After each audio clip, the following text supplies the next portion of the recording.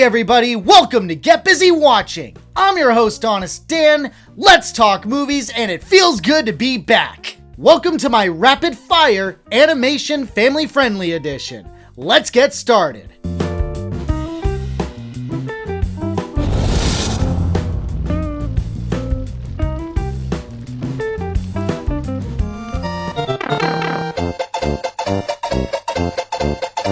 Mario and Luigi are whisked away from Brooklyn to the fantastical Mushroom Kingdom to save it from the coming invasion of Bowser, king of the vile Koopas who wants to marry Princess Peach to rule the world together. Okay, fine, it's not as bad as I thought it would be, but is it still the movie that I was hoping for? Not even close.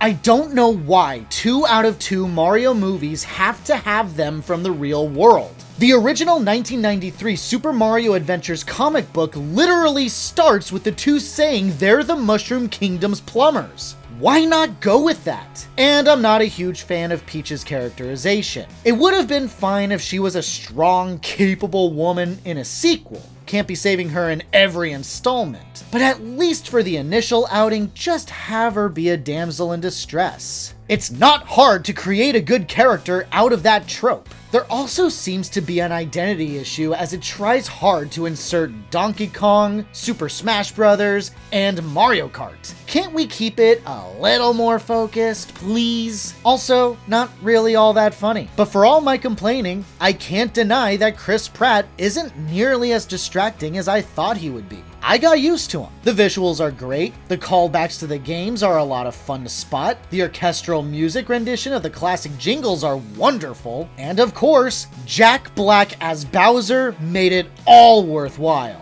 I'm currently reading some of the original comic book, and I gotta say, I'm laughing more in just a few panels than I ever did in this entire movie. Even the original's campiness is a lot more fun to watch.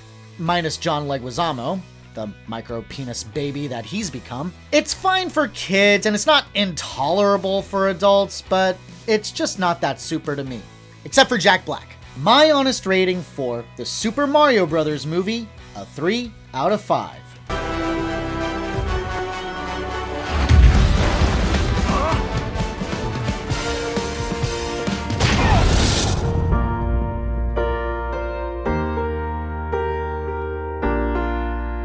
A young boy determined to find his long-lost baby sister is given that chance, believing that a mysterious elephant will take him to her so long as he can achieve 3 impossible tasks to win it from his town's countess. Dear Lord, this has a lot going on for it for a kids movie. I'm grateful that it's a tried and true fairy tale type story with simple and easy to understand characters, but man, the writing needed some polishing. Look at the title, The Magician's Elephant. The magician in question is barely a character. He accidentally magically teleported it into this hapless town and have nothing to do with each other. So much information is dumped onto the audience that pulls in so many directions. Some subplots get way too much attention and really didn't need it, whereas others that are more compelling and would have been a great emotional anchor doesn't get the attention it deserves, making the cast unnecessarily large and the modest 100-minute runtime somehow feel longer. But I can't deny that I enjoy the old school fairy tale vibes that I get. In order to get what he wants, this poor orphaned boy has to best a burly soldier in a one-on-one duel, must fly, and make the morbidly depressed countess laugh. It's a whole thing, I wish I could explain it, just go with it. And how he achieves these impossible tasks is simplistic, but effective and creative. And I give credit, I absolutely adore the ending. It's not the be-all, end-all fairy tale movies, but you're probably better off watching this than the Little Mermaid remake. It's cutesy enough to kill off 90 minutes. Kids will definitely enjoy it, some adults might as well. It's nothing special, but it's harmless. My honest rating for The Magician's Elephant, a strong 3 out of 5. Who doesn't like a fight? And an impossible fight is the best kind, right, kid? Stands to reason, The sir. kid's up for it, I told you.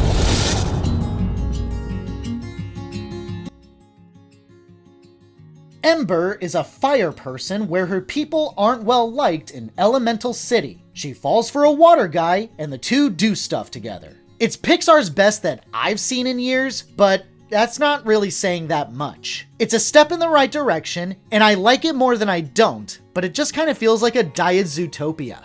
I can't deny that the animation is wonderful. It's Pixar's most imaginative in years as far as I've seen. The world building makes you want to be a part of this world and explore it for yourself. I love the character designs, especially for Ember. The subtle change in her brightness when her emotions change is great, and the way her relationship develops with Wade is heartwarming. One of my favorite scenes being when she meets his family and reconstructs a broken water pitcher. What ultimately holds the film back is the story. It's all over the place. It wants to be an allegory for racism and intolerance. How can two different people from completely different cultures find romance in each other? It's also a mystery. Why is there leaking water in a part of Elemental City that shouldn't have water? It's also about Ember questioning if running her father's shop is really what she wants to do with her life or follow her own dreams, which isn't a plot point that opens up until much later. You see what I mean here? It's unfocused. Pick one story or the other, and this would have had a better chance. But all it does is bloat out the runtime, which is already a modest hour and 50 minutes. The animation is where it's at,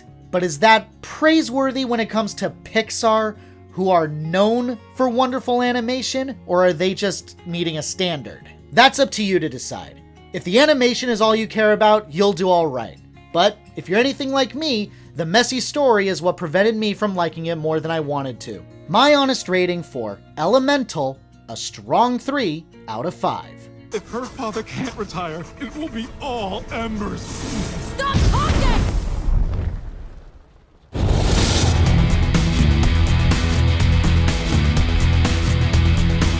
A wannabe knight is framed for the murder of the queen. Just as he starts investigating to clear his name, he's joined by a shape-shifting young girl named NIMONA, eager to prove that she is a good villainous sidekick. Can someone please explain to me this recent trend in animation film titles that are misleading? The movie's about this knight proving his innocence. It's fine. It has some serious highs and some groaner lows. What I adore is the setting. It's a sci-fi imagining of medieval swords and castles. I love the aesthetics of the kingdom, the look of the swords, all of it, which is complemented by the animation style. I like how Ballister Boldheart's sexuality isn't the center of his character, and of course, I love Nimona's design as well as Chloe Grace Moretz. She brings such deviousness, such hyper-enthusiasm, and blends it with an incredible amount of vulnerability. The story may not strictly be about her, but she obviously steals the show. What I didn't like were certain narrative beats. I don't like how Ballister's lover has a front row seat to what happened and blindly believes that the assassination was deliberate. The movie feels like it properly ends at around the 45-minute mark, but keeps going and feels longer than it is. It's not especially funny, and there's an end of second act breakup between Ballister and Nimona, which was annoying as all hell. It has an edge to it that's missing in modern kids movies, so it's kind of hard for me to not recommend it. It's just too bad that all the good stuff is mixed in with a lot of generic. If you're very forgiving and subscribe to Netflix, I recommend you check this out. My honest rating for Nimona, a strong 3 out of 5.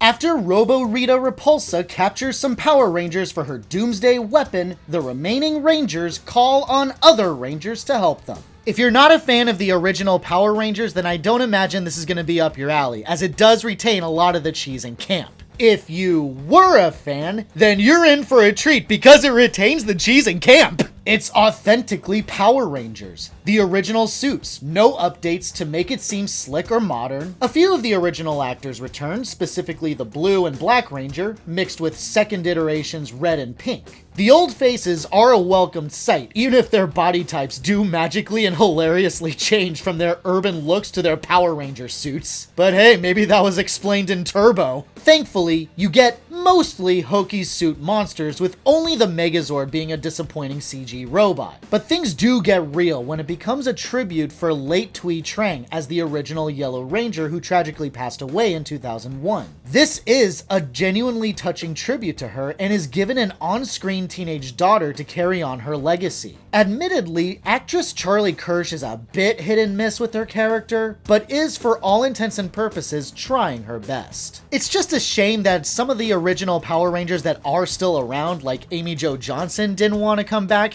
and it's kind of a mystery as to why Jason Frank didn't want to come back either, as he was offered a role before his untimely passing, so it's just kind of noticeable that they're not around. Still, for what it is, and for what familiar faces we do get to see, it's a warm hug. So if you're a fan, check it out. My honest rating for Mighty Morphin Power Rangers Once and Always, a 4 out of 5. You still got it. I never lost it. Time to move. The civilians here are safe. On to the next fight.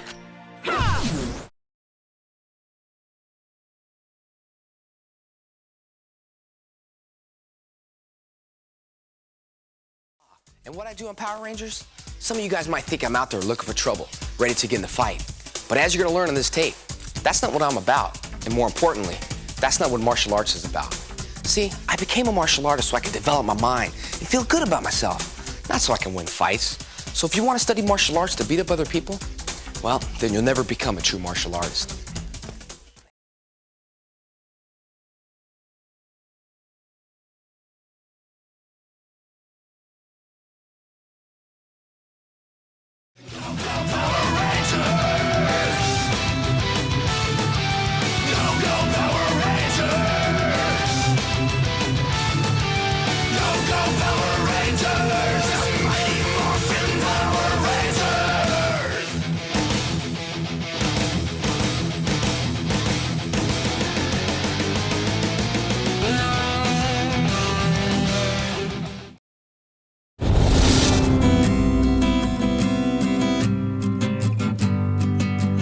The live-action remake of the Disney animated classic about the love-struck mermaid Ariel that wants to be a part of the human world despite her father's objections. It's not as bad as I thought it would be, and it certainly doesn't push as many agendas as I thought it would, but that's hardly a glowing recommendation. Race swapping aside, which I highly disagree with, there's nothing here that improves on the original. In some cases, it's a noticeable downgrade. Halle Bailey isn't an especially great actress. She can carry a tune just fine, but there are notes that she doesn't hit nearly as well as Jodie Benson. The photorealism of Scuttle, Sebastian, and Flounder is more disturbing than charming. Scuttle, as voiced by Awkwafina, is obnoxious. None of the music is visually on par with the original, which is a travesty. The human world makes no sense. All about how cultures need to come together when an entire scene is dedicated to diverse cultures that seem to get along just fine. And the 2-hour and 15-minute runtime hits you hard, which is bizarre because it doesn't add too many new elements that seem to prolong the length in any meaningful way, but here we are. The only good things I'll point out are the villains, Melissa McCarthy as Ursula and Jessica Alexander as Vanessa, the human form of Ursula. McCarthy especially nails Ursula's diva and deliciously evil personality, only occasionally her bad comedy poking through. And Alexander's evil grin and laugh are fantastic. Far from the worst of Disney's live-action remakes, but it's still not as good as the original, which is saying something for me because Little Mermaid was never my favorite of the Disney Renaissance. Save yourself the money and time and just watch the original. My honest rating for The Little Mermaid, a 3 out of 5. He's a human. You're a mermaid. That doesn't make us enemies.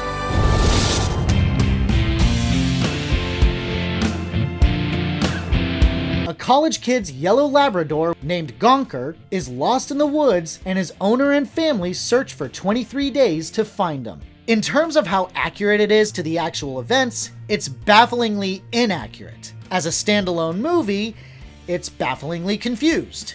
What I will always hate about based on true stories is how much creative liberty is taken. Fielding Marshall didn't get the dog because he was rejected by a girl. He got it because his infant daughter died and he was grieving. Oh, but gotta make sure we get the detail down of the father using a megaphone to call the dog. If you're gonna tell the story, then tell the story, man. If you just want to use the true story as a baseline to make the story you want to tell, then do that. Divorce the fact from fiction. In addition to the missing dog story, it's also a story about a young man not knowing what to do with his life and a disappointed father who wants him to find a career. It's also about his mother, brilliantly played by Kimberly Williams Paisley, and her past trauma of losing a beloved pet being her primary motivation to help her son look for Gonker. Sounds like the movie should have been more focused on these two since the mom gets flashback scenes. I won't say it's devoid of good moments. The acting is committed.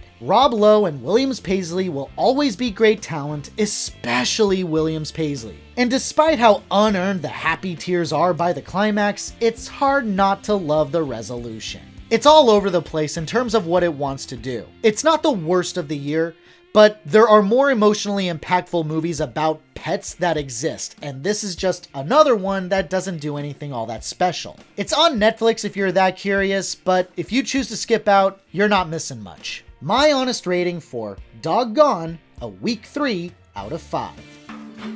You have your bed and I have my bed. This is my bed.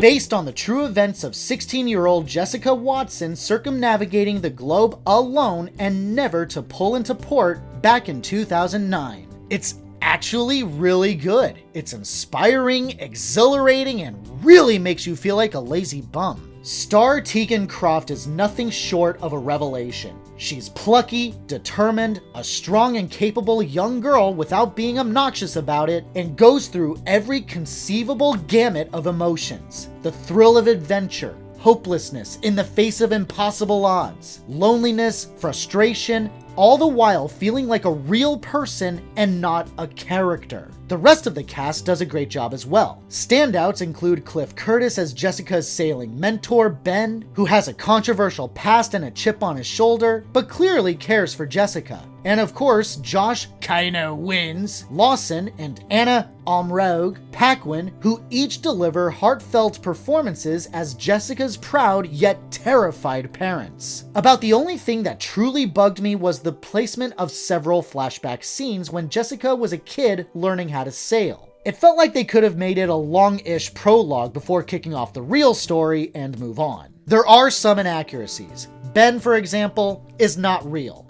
There's a scene where Jessica is dead in the water for a week because of a lack of wind. That never happened. And there's a particularly smarmy news reporter that's also not real. Beyond that, it is pretty faithful, making some of the more harrowing true scenes all the more noteworthy and frightening.